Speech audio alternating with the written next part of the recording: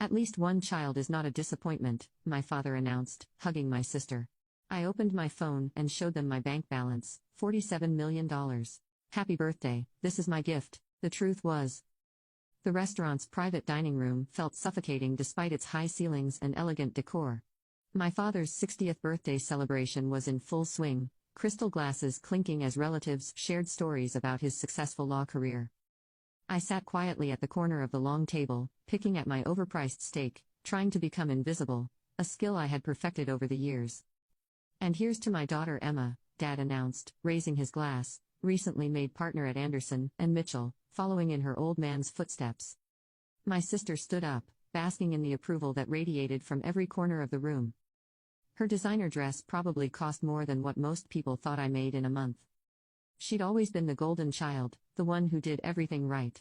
Prestigious law school, perfect marriage, right connections. Thanks, Daddy, she beamed. I learned from the best. I took another sip of wine, remembering all the times I'd heard, "Why can't you be more like your sister?" Growing up, every decision I made that didn't align with their planned path was met with disappointment. Engineering school instead of law school, starting my own tech company instead of joining a firm, living modestly instead of flaunting wealth. And then there's Sophie, my mother added with a tight smile. Still doing her, what do you call it, dear? Computer thing? Artificial intelligence development, I corrected quietly. My company specializes in AI solutions for, yes, Dad waved his hand dismissively, playing with his silverware. Playing with computers. At least one of my children understood the value of a real career. The familiar sting of his words burned, but I forced myself to maintain a neutral expression. If only they knew that my computer thing had revolutionized multiple industries. That the modest office they mocked as a hobby shop was just a front for my real operations. Did you hear about Emma's new house in the Hamptons? Mom gushed to anyone who would listen. 5 bedrooms, private beach access. It's nothing really, Emma said with false modesty. Just a little weekend getaway, though, Sophie, if you ever need a break from your startup, you're welcome to visit, when we're not there, of course. More polite laughter. I thought about my own properties, the penthouse in Manhattan, the villa in Tuscany, the private island in the Pacific. All carefully hidden under various LLC names, their ownership obscured by layers of corporate privacy protection. A toast, my Uncle Robert stood up, glass in hand. To James Morrison, who raised one hell of a successful daughter. And Sophie, my aunt added, clearly feeling obligated. She's trying her best. I watched my father's face. There it was, that slight grimace he always got when someone mentioned me, as if my very existence was a disappointment he had to endure. Well, he said, straightening his tie, at least one of my children isn't a disappointment. Emma understood what it means to build a real career. To create a legacy. She's made the Morrison name mean something in the legal world. The room fell awkwardly silent. Even by his standards, this was harsh. James, my mother whispered, maybe that's a bit. No, Margaret, it needs to be said. He turned to face me directly. Sophie, you had every advantage, the best schools, every opportunity. And what do? Waste it all playing entrepreneur in some tiny office downtown.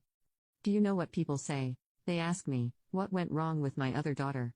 I set down my wine glass, the crystal making a soft clink against the tablecloth. What went wrong? My voice was quieter than I intended, but it carried across the sudden silence. Yes, what went wrong? While your sister is closing multi-million-dollar deals, you're what? Writing computer code in a basement. I thought about the contract sitting on my desk back at the office. About the revolutionary AI system my company had developed, the one about to transform global finance. About the acquisition offers from tech giants that I turned down because the numbers, 9 figures each, weren't high enough. Dad, Emma said, trying to play peacemaker. Sophie's doing fine. I mean, she's independent at least. Not everyone can handle the pressure of real corporate success. That was Emma. Always managing to sound supportive while twisting the knife deeper. Independent? Dad scoffed. Is that what we're calling failure now? When I was her age, I was already making waves in the legal world. Your sister was already on track to become partner. But Sophie? She's 35 with nothing to show for it except some delusional dream of being the next Steve Jobs. I pulled out my phone, fingers hovering over the banking app. For years, I'd kept my success hidden, partly because I enjoyed my privacy, partly because I was waiting for the right moment. Watching my father pontificate about success while my sister smirked, I realized, this was that moment. You want to talk about success, Dad?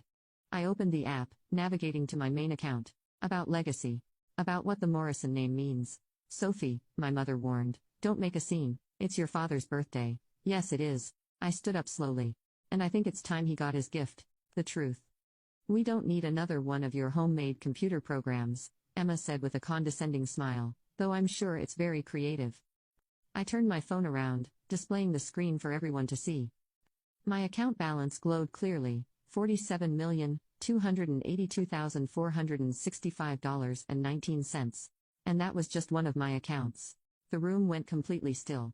I heard a glass shatter somewhere to my left. That's... My father's voice cracked. That's impossible, is it? I pulled up another screen, my company's latest valuation report. Morrison Technologies, or you probably know it better as MT Solutions, the AI company. Now you can watch the second part by pressing share and more.